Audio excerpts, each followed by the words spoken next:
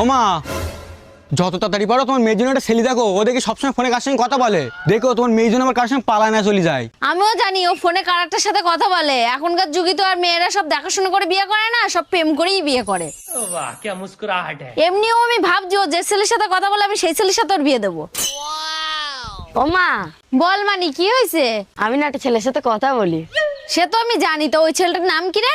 ওর নাম নয়ন। এ মানি, তা ওদের বাড়িটা কোথায় রে? এই তো এই পাঁচ পুতায়। ঠিক আছে, ওর আজকে আমাদের বাড়ি আসতে বল দিনি, আমিও তো দেখতে চাই তোর পছন্দ কিরকম। ঠিক আছে।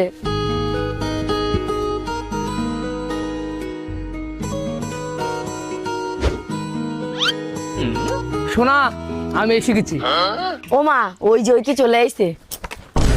এ রাহুল, মার ওই হারামজাদার।